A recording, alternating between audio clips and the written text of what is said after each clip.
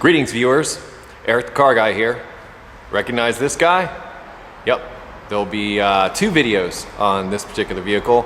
I'll post a link in the description to the other video on this, which covers the transmission fluid and filter change. In this video, we are going to cover changing the fluids in the transfer case, the front and rear differentials. We are also going to lubricate the drive shafts, which should be a lot of fun, lubricating our drive shafts. So this is a 2004 Toyota Tacoma with a 4.7 liter V8. I probably should have prefaced this video by saying that. Better late than never, I suppose. But step 1 is we are going to lift this vehicle off the ground. We really want to try to keep it as level as possible, because in order to get these fluid levels to the proper level, the vehicle needs to be level. So to do that, we are going to jack all 4 wheels up the ground, place jack stands underneath everything to support it securely, and then get to loosening the stuff that needs to be loosened and draining the stuff that needs to be drained and filling it back up with new. SUVs can be expensive to maintain. There's lots more fluids, lots more moving parts, lots more things to service. Perhaps this video can help you learn how to do it yourself so you can save some money.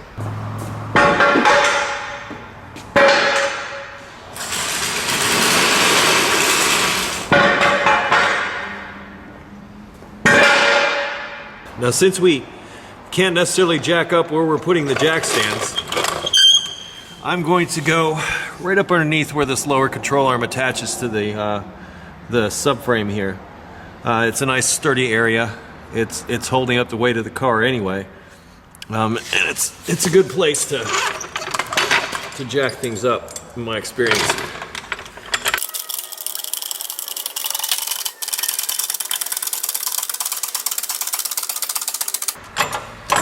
And since our Toyota is a full frame vehicle, it's very easy to figure out where we're going to put our jacks.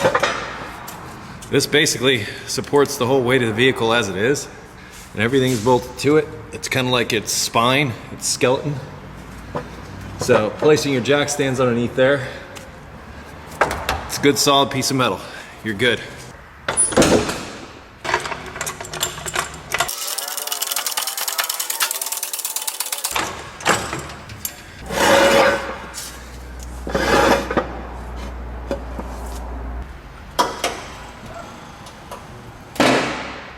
Now for lifting the rear, I'm going to go right underneath the center of the differential and just lift that up.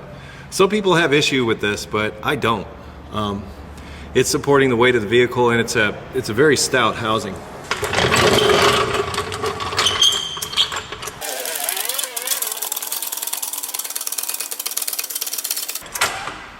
Now remember, I'm trying to keep everything at the same height.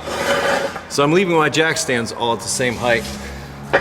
And these, I'm putting slightly farther ahead. If there's this little hump that comes down for this trailing arm, I'm gonna put those on both sides just in front of that, and I should be okay.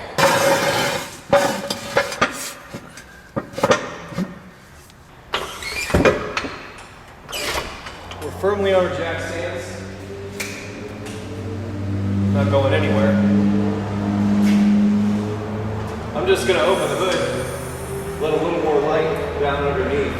I'd love to get to my front differential, but it's up underneath this cover. To do oil changes, you kind of need to drop this down too, which is a royal pain. But the front differential is actually located right here. There are usually 4. There's usually a fastener right here, but this one's broken off, and that's not uncommon. Like I said, these many times come off during an oil change, even though they have this area here that you can access the drain plug. It's still a good idea to take it off because when you take the oil filter off, all the oil comes running down here. But anyway, you don't need to do these back here. You just need to do this one, and there's one up inside this hole, another one up inside this hole, and I'm going to go one step further and remove this front shield with these 2 up front. Personally, I like to use an impact for this, mainly because things that are rusted seem to come loose a little bit better with an impact. They're 12 millimeter, by the way.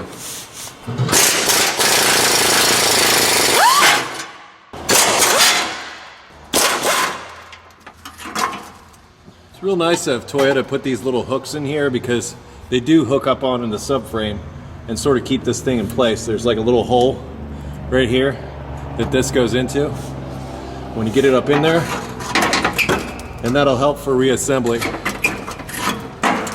Now, as you can see, I now have access to my front differential. However, I am also changing the oil on this, so I'm going to drop this front shield down also. But if you were just going to be changing this differential fluid, then I wouldn't necessarily worry about it. But since if you're changing the oil and the differential fluid, might as well take this front shield down also.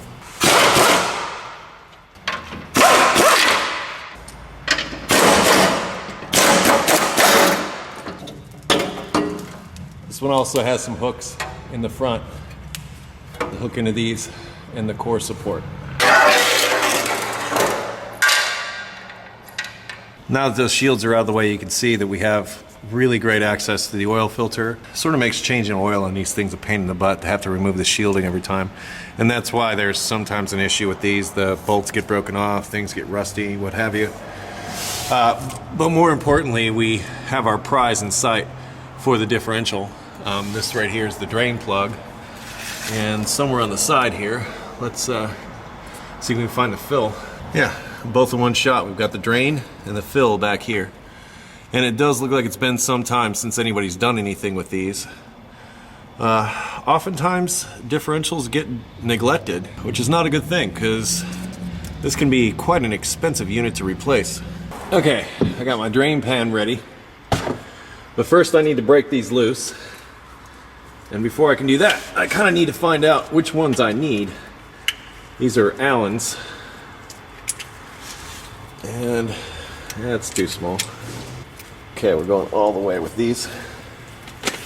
This is a number 10 Allen.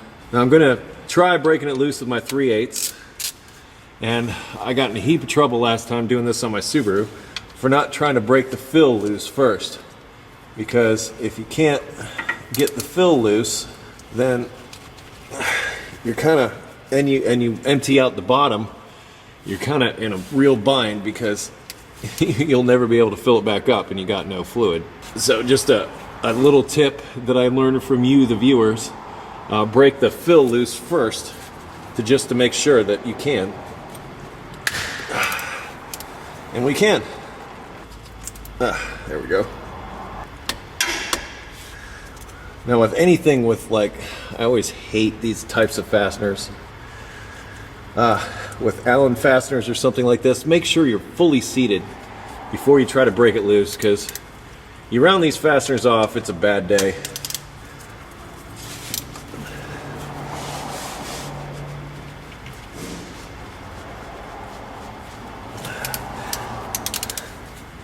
Sort of felt it twisting in there. I'm going to get my hammer to tap this all the way down in. It sort of gave me the feeling like it was twisting a little bit. See how much more of that just went down in? There's a good tip for you. Make sure this is all the way down inside. Now I feel a lot more confident putting torque on it.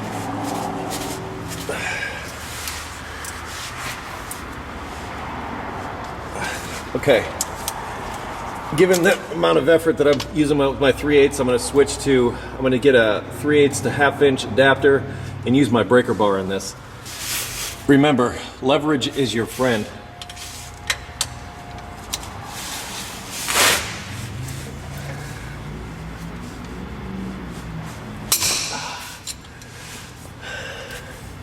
Had I not used this, it could have been ugly.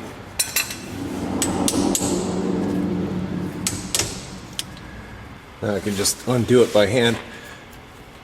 I'm going to say that if you tried to use, like, say, just a regular old Allen wrench and didn't use one of these sockets, it would probably be a lot more difficult. But since you know it's a number 10, at least you can buy the number 10. Okay, I'm taking the fill out first. And the reason I do that is because with the fill out, it's going to drain a lot easier. If you don't take the fill out first, it might take a little bit more to drain.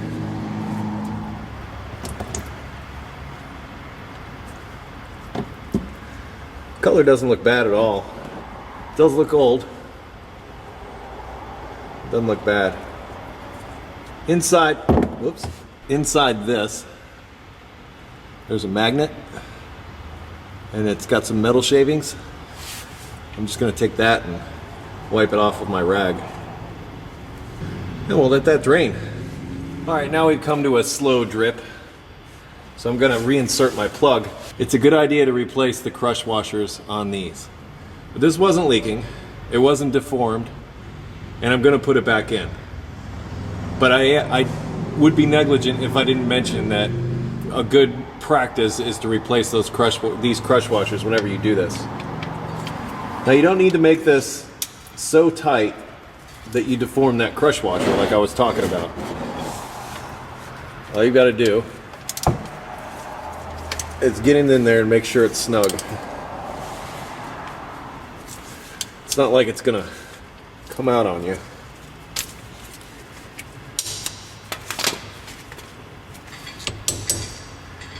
I imagine that will be just fine for many years as far as leaks. Now we got to fill this bad boy.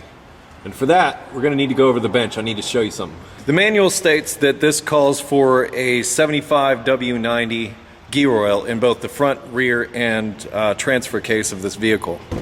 But it's extremely difficult to try to get this bottle up in there and squeeze it out. You're going to have a heck of a time doing that. I have a pump assembly here. I've had it for some time. And basically it screws down into the top of, I have a special, I know this says coolant on it, but I've actually repurposed it as 80W90. I washed it out and I pretty much use this for gear oil now. Which it has no 8090 in it. I'm going to put the 7590 in there and I'm going to be just fine. Even if there's a few remnants of 8090 in here, it's not going to hurt anything. They're similar oils. Anyway, you can pick up something like this or equivalent at, you know, your auto parts store or, you know, wherever you buy tools. But you're going to need some kind of something like this in order to pump fluid up into the differential, because without it, it's going to be, it's going to be almost impossible to like squeeze this stuff up inside the differential while you're up under there. It's so much easier with this. Since I'm going to be filling up just about everything, I'm going to put a couple of quarts in here. I think the front diff takes about 1.5 quarts, some around 2 quarts for the front, some around 2 quarts for the back, and some are around like 2.5 for the transfer case is, I believe, what the capacities are. But you pretty much fill it till it comes out the fill hole. But this is I have 1, 2, 3. I have six of these quarts here of and this rated GL5 MT1 75 W90 gear oil that with Syn Power. So it's full synthetic gear oil that I have here. Like I stated, one of my favorite tools is my pocket screwdriver. Seems like every time I turn around, I'm using it.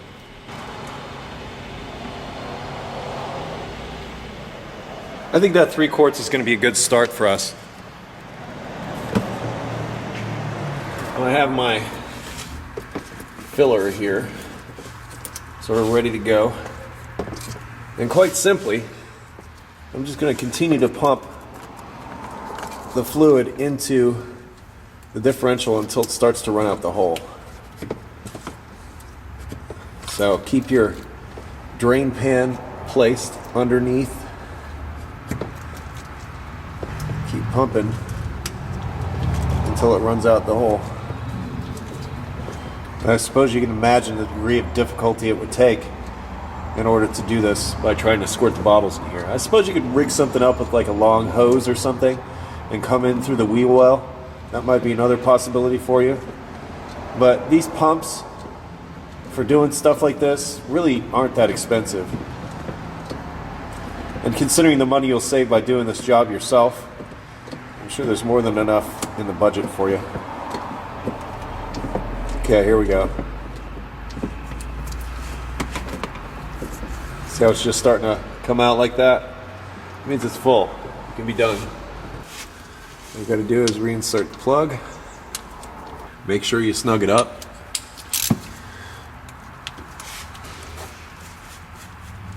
Remember, you don't need to go so tight. It will never, ever work again. I'm gonna hit that with a little brake clean to clean it up. Let's move on to the transfer case. Okay, we're now back at the transfer case. I have my drain pan at the ready. This is the fill, this is the drain for the transfer case, and these are 15/16 in size. So I've got actually a 1/2 inch for this job. Oh, here we go again. I'm gonna get yelled at. Looks like somebody's been in here doing some work. Okay, that one broke loose. Okay, that one did too. And just want to position our pan. I'm going to remove the fill first. It's looking a little dry. There we go. This one did not have a magnet. Kind of wish it did. Might be a good time to go grab a cup of coffee. Maybe call a friend. Ask them how they're doing. Alright, it's starting to get drippy. I'm just going to seal it up. Once again, good idea to replace the crush washers, even though I am not.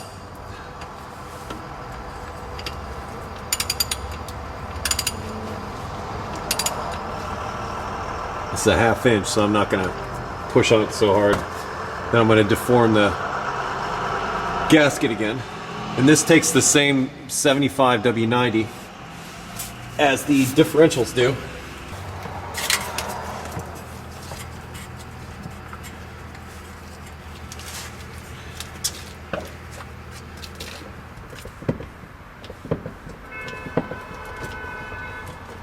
Looks like it's starting to drip out. This is why we wanted to make sure that this was level when we did this, so that the fluid level was set correctly, because if we just jacked up the front end, it wouldn't be enough. Once again, I'm going to finish with a little brake clean. Transfer case done. Let's move to that rear differential. Here we are at the rear differential. We have a fill and a drain, and these are also 15/16, just like the transfer case was. And once again, to avoid drawing the ire of several conscientious viewers, I'm going to break the fill plug loose first.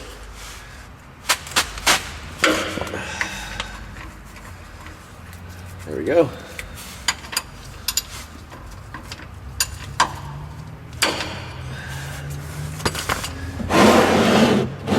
My drain pan positioned. Remove the fill. It's nice to see a little bit coming out. It means I know that most likely none of it's missing. And the drain. And on this one, we do have a magnet. And it is a little dirty. So we'll give it a nice cleaning. Oil's looking older. Now, aside from the maintenance of this, I have a feeling that you're going to get ever so slightly better gas mileage as a result of doing this. And I say this because, you know, you got fresh fluid in there, better lubrication. At least that's my theory anyway. I'd say that should be about good enough. Remember to put the plug with the magnet in the drain. Once again, crush washers are a good idea. And don't over tighten. Lastly, we're going to fill till it runs out.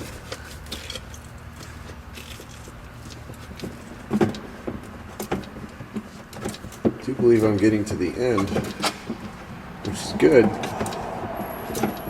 because I think I'm full.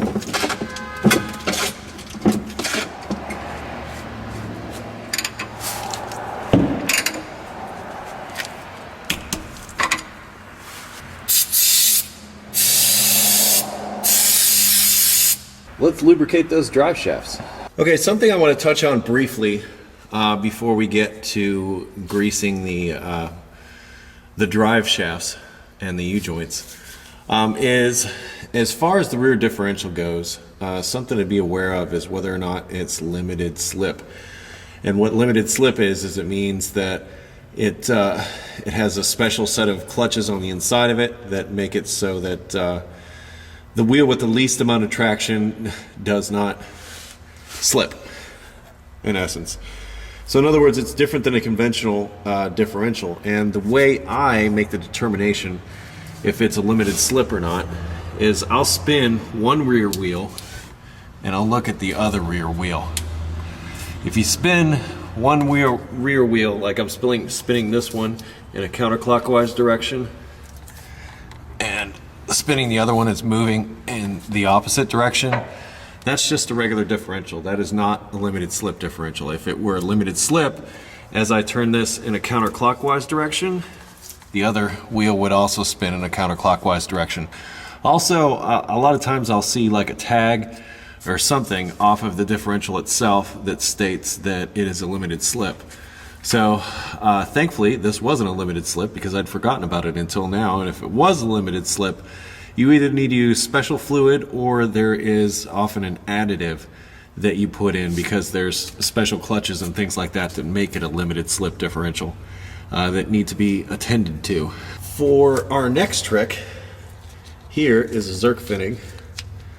It's a grease fitting that goes to this U-joint. And you need to position it, and if it's not in position, you can rotate the drive shaft until it does get into position, which this is a good position here. And once you have it in that position, you just fill it up with grease. Now I have here a just standard grease gun. You can put standard grease cartridges in these, just like regular old axle grease, what have you, is normally what's used. I was asked about that in the last video I did about this type of service, but it's pretty straightforward really. But as far as the fittings on this Toyota, what I've found is like the drive shafts, both front and rear, have these fittings, but I did not see anything on any of the suspension parts. So the suspension parts are not serviceable, however these are. And once these drive up, once these lose lubrication, there's a good chance that the joint will fail shortly after that. So keeping these lubricated is a good thing. And this is something that should be done like at least, I would say, maybe every other oil change or so, but it looks like it's been some time since these have been touched. Quite simply, you just install the fitting up on there, and then what I'll do is, see how you can loosen and tighten this? I'll leave it loose, stick it on the fitting, tighten it, and it usually stays put. And then I'll loosen it when I take it off. And I'll pump the grease until I see it start to come out of the joint a little bit. You can see some air. There you go. See how it's just come out a little? That is all that's required. And it's okay to push out that old grease, because that's exactly what you're doing, is you're pushing out the old grease. So you want that to happen. You want it pushes out the dirt, it pushes out all the gunk, all the everything, and puts nice fresh lubricant on the inside of it. So if it seems like it's messy, it is, but that's a good thing. Okay, here we are in our next set of fittings. We've got one here for this slip joint, and then there's another fitting up inside the U-joint. I'm going to do the U-joint first. So I'm just going to rotate this a little bit, see if I can get better access. Alright, I'm going to hope that's on there. If it's not, it will let me know. Sounds like it's on there. Yep, I see it coming out of the joint. Life is good. So I've found that, at least with my grease gun, that if I loosen the end like this before I try to pull it off, it saves it. It saves the end from any kind of damage, and it's much easier to pull on and off. Or I can just run it down like this when I first put it on and stick it up on there, and it seems to stay. This one may take a little bit more because these joints are a little bit different. And these are here because the rear end moves up and down as the suspension moves. And as a result, it's going to need to change its effective length. And that's what this joint does. And that's what I'm lubricating right now. I think I'm going to stop there. I don't want to go too overboard. I also don't want to overfill. Sometimes too much lubricant can be just as bad as none. Alright, let's move on to the front. Same drill here. Sort of move the axle into position. Leave it here. So you can maybe see the fittings. There's one down in here for the U-joint, one in here for the slip joint. It's exactly the sound that I want to hear.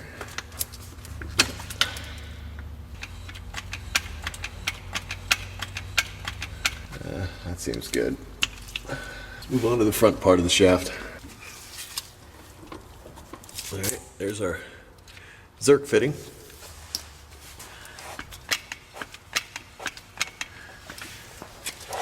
Look like I'm all the way on that time. That's a happy U-joint. It's gonna sling a little bit of this grease out when it first starts working. That's okay. I'm gonna show you one last trick. Okay, remember, as I said, these ball joints, to my knowledge, don't have any fittings. I don't see any on the tie rod ends. So they're all non-serviceable. You pretty much just replace those. But there is one last thing that you can lubricate that'll make you a superhero in the eyes of some. When you turn the wheel all the way to lock, it basically has to have something there to stop it, and that's what these are. These are called steering stops. And what they do is, well, when they reach the end, this piece of metal will come in contact with this piece of metal and keep the wheel from turning any further. As a result of that metal-to-metal contact, however, what you may get is like a grinding noise when you reach that full lock. So if you're driving over bumps or something like that and you've got it at full lock, you might notice some really horrendous grinding noise. So all I'll do is I'll just take a little bit of grease and put it right there. And what that does is when it reaches that full lock, it won't make any noise. And I'll do that to both sides. But that's just, you know, a little tip for you.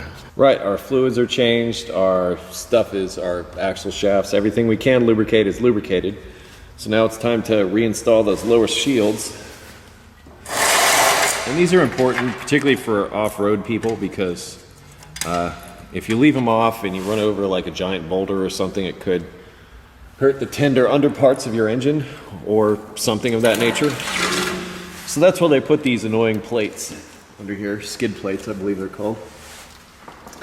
And like I said before, there's these little hooks that need to go into these holes for starters.